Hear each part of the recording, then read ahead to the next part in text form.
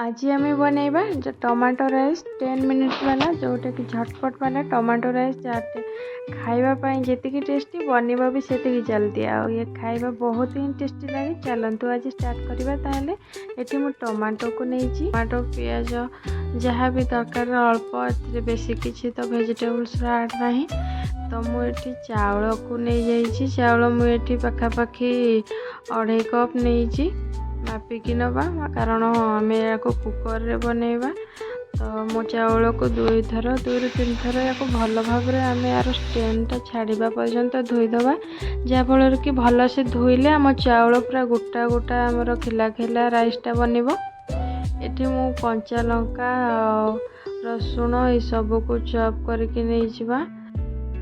एथिरे बेसी किसी तामझाम वाला मसला ये सब किसी ऐड हुए बास प्लेन एमती टिके चॉप करके या नहीं था पाउडर मसला किसी बास एतिके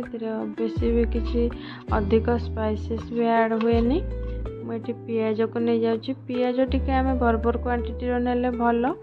कारण साधारणतः बिरयानी की राइस आइटम रे पियाज टिके अधिक पड़ी था जोटा कि टेस्ट भल कराए से मुझे 2टी बड़ साइज रो पियाज नहीं आ टमाटो बहुत अधिक टिके दरकार जेहेतु आम टमाटो राइस बनाऊँच तो टमाटो राइस 3 ରୁ 4टा नहीं जापर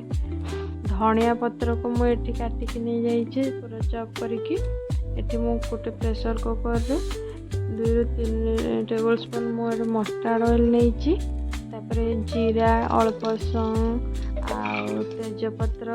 गोलमरीच बादाम अल्प नहीं हेंग को देके टिके भाजी गला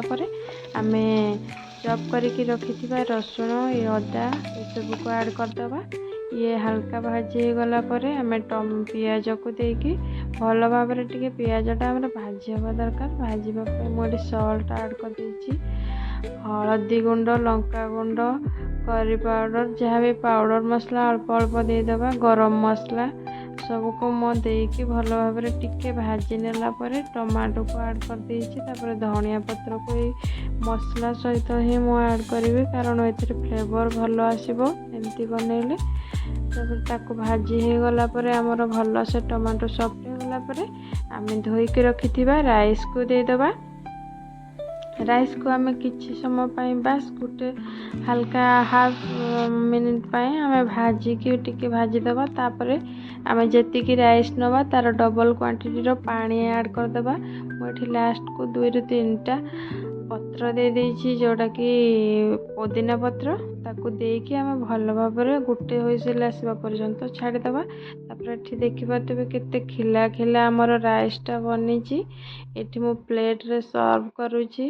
पूरा गोटा गोटा किछि भी लागेनी तले प्रेशर कुकर रे मुझे कचुम्बर सहित आउ गोटे मो पापड़ लिया पापड़ नहीं सहित मुझे सर्व करी जदि भल लगुच मो भिडियोटी लाइक शेयर सब्सक्राइब करने जमा भी भूलि रहुची। जय जगन्नाथ।